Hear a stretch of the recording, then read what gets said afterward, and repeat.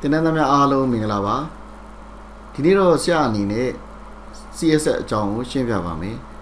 လောလောဆယ် CSS ဆိုတာမပြောခင်ဆရာတို့ဒီ HTML စာမျက်နှာလေးနဲ့စကြည့်အောင်အဲ့တော့ဒီမှာဆိုလို့ရှိရင်ဆရာတို့အနေနဲ့ heading တစ်ခုရေးထားပါတယ်ပြီးလို့ရှိရင် horizontal line တစ်ကြောင်းစာပိုက်၃ခုထည့်သွင်းထားပါတယ်အဲ့တော့ဒီစာပိုက်တွေမှာဆရာတို့က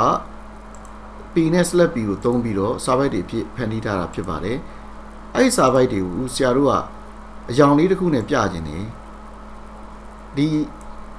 စာကြောင်းလေးကိုဒီစာပိုက်ကလေးကိုစာပိုက်ထဲမှာပါတဲ့စာတွေအားလုံးကိုအနီရောင်နဲ့ပြခြင်းနေဆိုပါစို့ဒါဆိုလို့ရှိရင်အဲ့ဒီ P ထဲမှာ style attribute လေးထည့်ပြီးလို့ရပါတယ်အဲ့တော့ style attribute ထဲမှာဆရာတို့ကသူ့ရဲ့ကိုလိုချင်တဲ့ဒီ attribute နဲ့ value ကိုထည့်ပေးလို့ရပါတယ်အကြောင်းဖြစ်တဲ့အတွက်ကြောင့်ဒီ color ဆိုတာရေးပေးရမယ်ပြီးရင် column အဆက်လေးနှစ်ခုကိုရေးပြီးတဲ့အချိန်မှာအကြောင်းနာမည်ကိုရေးပေးရမှာဖြစ်ပါတယ်ဒီမှာကိုလိုချင်တဲ့အကြောင်းလေးကိုရွေးပေးလို့ရပါတယ်ဒါကတော့ IDE ကနေ automatic ထည့်ပေးတာဖြစ်ပါတယ် VS Code ကနေပြီးတော့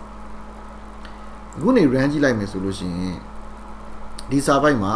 အနီအောင်ပြောင်းသွားတာကိုတွေ့ရမှာဖြစ်ပါတယ်ဒုတိယစာပိုက်လေးကိုလည်းအခုလိုပဲ apply လုပ်ကြည့်အောင် style color အဲ့တော့ဒီမှာဆိုလို့ရှိရင်သူ့မှာထည့်လို့ရတဲ့ attribute လေးကိုတွေ့ရမှာဖြစ်ပါတယ်အဲ့တော့ဒီမှာကြတော့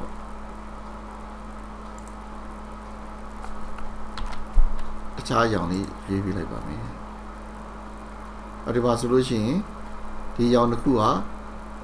ကိုလိုချင်တဲ့ရွေးထားတဲ့အကြောင်းလေးတွေဖြစ်ပြောင်းသွားတာကိုတွေ့ရပါမယ်အဲ့တော့အဲ့လိုမျိုးစာပိုက်တစ်ခုချင်းစီမှာဒါမှမဟုတ်လို့ရှိရင် element တစ်ခုချင်းစီမှာဒီ tag တစ်ခုချင်းစီမှာ property တွေဝင်ထည့်လို့ရပါတယ် style attribute ကိုသုံးပြီးတော့ထည့်ပေးနိုင်ပါတယ်အော်ဒီမှာထည့်လို့ရတဲ့သူ့ရဲ့ attribute တွေကိုတွေ့ရမှာဖြစ်ပါတယ်တော့ဆိုတော့အလွယ်ဆုံးဒီ color လေးနဲ့ပဲစလိုက်ပါမယ်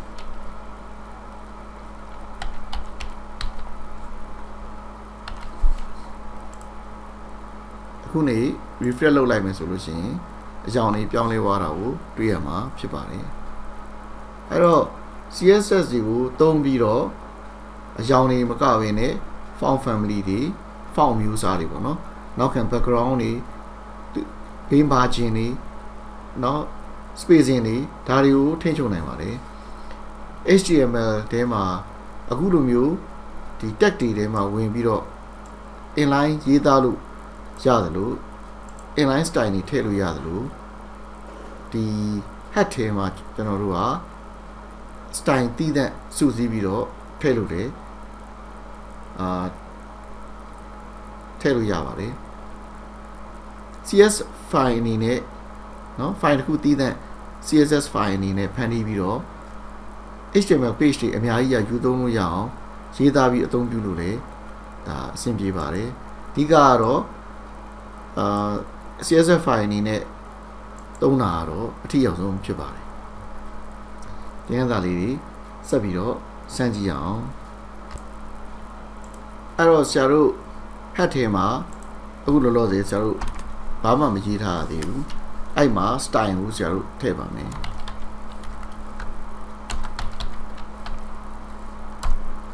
အဲ့တော့ style tag ကိုသုံးပြီးတော့ဒီထဲမှာ style လေးဖန်တီးလို့ရပါတယ်အဲ့လိုဖန်တီးတဲ့အချိန်မှာဆရာတို့က selector ကိုသုံးပြီးတော့ဖန်တီးရမှာဖြစ်ပါတယ်အဲ့တော့ CSS ရဲ့သဘောတဘာဝက header တွေအားလုံးကိုဘယ်ရောင်နဲ့ဘယ်လို font သုံးမယ်ဘယ်လိုပုံစံမျိုးဖော်ပြခြင်းနဲ့ဘယ်လို style သုံးမယ်ပေါ့ဘယ်လိုအလှဆင်မယ်ပေါ့ဒါမှမဟုတ်လို့ရှိရင်ဒီ paragraph တွေကိုဘယ်လိုပုံစံနဲ့ဖော်ပြမယ်စသဖြင့်ဒီမှာ selector ကိုသုံးပြီးတော့ခြုံငုံပြီးတခါတည်း apply လုပ်လိုက်လို့ရပါတယ်အဲ့တော့စမ်းကြည့်အောင်ဥစရာတို့စာပိုက်အတွက် style ကိုဖန်တီးပါမယ်ဖန်တီးတဲ့အချိန်မှာ attribute နောက်ကနေပြီးတော့ value ကိုထည့်သွင်းမှာဖြစ်ပါတယ်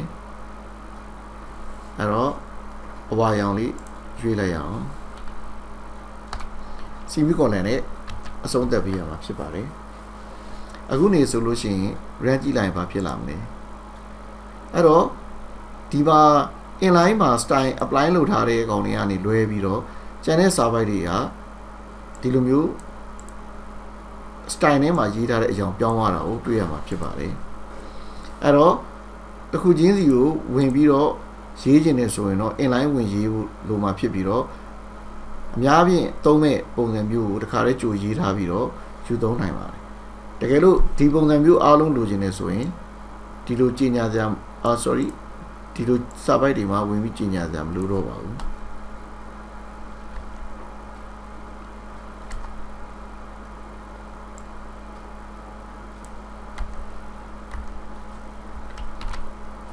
ဒါဆိုလို့ရှိရင်စာပိုက်အားလုံးကဒီပုံစံနဲ့ဖြစ်လာမှာဖြစ်ပါတယ်ဒီမှာ font family ကိုလည်း assign လုပ်ပေးနိုင်ပါတယ် font size တွေလည်းပေးလို့ရပါတယ်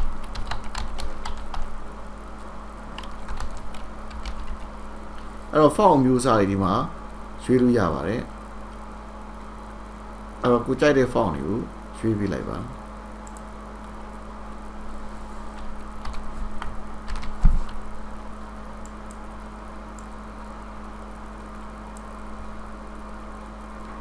အခုနေစာပိုက်တွေ font ပြောင်းသွားတာကိုတွေ့ရမှာဖြစ်ပါတယ် font size ကိုလည်းဒီထဲမှာပဲထည့်ပေးလိုက်လို့ရပါတယ်အဲ့တော့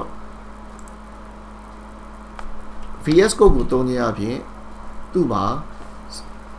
ready made ထည့်ပေးတဲ့အတွက်ကြောင့်ရွေးချယ်ပေးလိုက်ရုံပဲဖြစ်ပါတယ် value အနေနဲ့ကျွန်တော်တို့အဲ့ဒီ site ရွေးသလိုလည်းရွေးလို့ရပါတယ်အဲ့တော့ဒီမှာဒီ site တွေကိုရွေးလို့ရသလို percentage ကိုသုံးပြီးတော့လည်းရွေးလို့ရပါတယ်နောက်တစ်ခုက pixel အနေနဲ့လည်းသုံးပြီးတော့ရွေးလို့ရပါတယ်အဲ့တော့ခုလောက်စမ်းရေးကြည့်အောင်အဲ့တော့ site ကို40 pixel ပေးကြည့်အောင်ဒါဆိုရင်ဘာဖြစ်သွားမလဲစာလုံးမတရားကြီးသွားတာကိုတွေ့ရမှာဖြစ်ပါတယ်အဲ့တော့ဒီ pixel နဲ့ပေးမယ်ဆိုလို့ရှိရင်ဘယ်လောက်ထားမယ်ဆိုတာကိုယ့်အကိုချိန်ရမှာဖြစ်ပါတယ်ဒါမှမဟုတ်ရင် percentage ကိုလည်းသုံးပြီးတော့ပေးလို့ရပါတယ်100%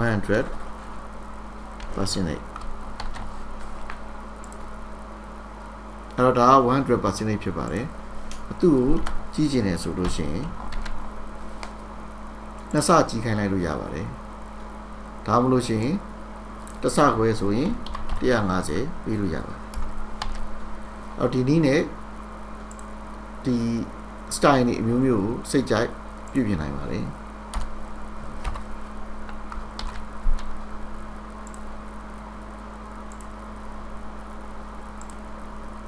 အခုဒီမှာဆိုရင်စာပိုက်တွေက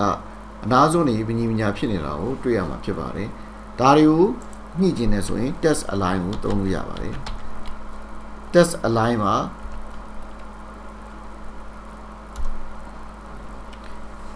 ရွေးချယ်လို့ရတာ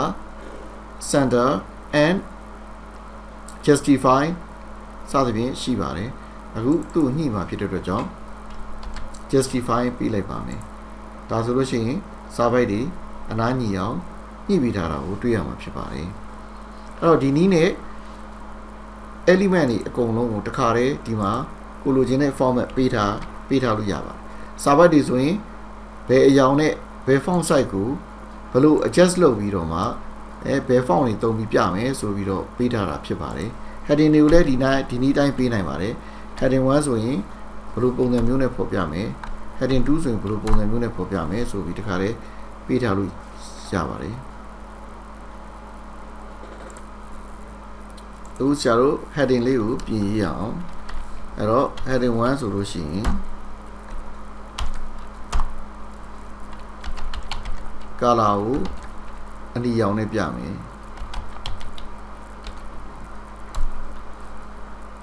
font size ကိုကြီးရမယ်အဲ့တော့300% ထားမယ်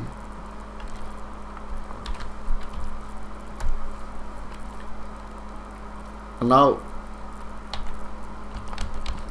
နောက်ခံအကြောင်းလေး highlight လုပ်မယ်အကြောင်းတစ်ခုသုံးကြည့်လိုက်မယ်အဲ့တော့အခုနေ brand လိုက်မယ်ဆိုလို့ရှိရင်ဒီလိုပြောင်းသွားမှာဖြစ်ပါတယ်အဲ့တော့ font ကဘာလို့အနီရောင်မပြောင်းလဲဆိုတော့ inline ထည့်ထားတဲ့ effect ကြောင့်ဖြစ်ပါတယ် inline ထည့်ထားတဲ့ style ကိုဖြတ်လိုက်မယ်ဆိုရင်တော့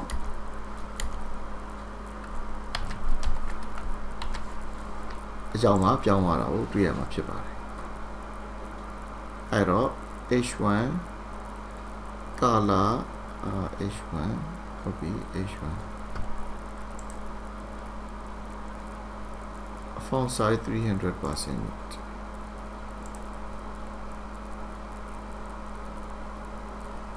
ဟောဒီမှာတပည့်ကိုကြီးပါနေလို့အလုံးမလို့ဒါဆိုလို့ရှိရင်ဒီမှာပေးထားတဲ့ style က apply ဖြစ်သွားတာကိုတွေ့ရမှာဖြစ်ပါတယ်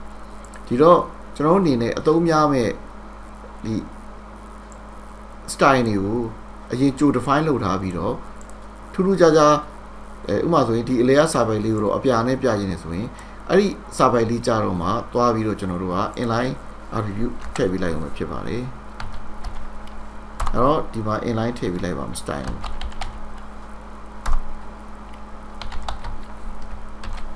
ဒီနည်းနဲ့အများသုံးမဲ့ဟာကိုတစ်ခါတည်းရေးထားပြီးတော့ specific ပြောင်းသုံးမဲ့ကောင်ကိုပဲပြင်ပေးလိုက်အောင်ဖြစ်ပါတယ်ဒါကတော့ CSS ရဲ့ဒါအခြေခံသဘောပါအဲ့ဒီ CSS တွေကို style တွေကို file တစ်ခုမှာတည်ကြရေးပြီးတော့ချိတ်ပြီးတော့ယူသုံးမယ်ဆိုလို့ရှိရင်အဲ့ဒီရေးပြီးသား style တွေကို HTML file တွေအများကြီးရနေပြီးတော့ယူသုံးနိုင်မှာဖြစ်ပါတယ်ဒါကြောင့်မလို့ file define ချင်းပြင်ရေးစရာမလိုတော့ဘဲနဲ့အားလုံးကိုပုံစံတစ်ပုံစံနဲ့ဖြစ်အောင် file လေးတစ် file နဲ့ဖန်တီးပြီးတော့အသုံးပြုနိုင်ပါတယ်အဲ့ဒါကိုရှေ့လျှောက်သင်ခန်းစာတွေမှာဆက်ပြီးတော့သင်ပေးပါဦးမယ်ဒီနေ့တော့ဒီလောက်ပါပဲအားလုံးကိုကျေးဇူးတင်ပါတယ်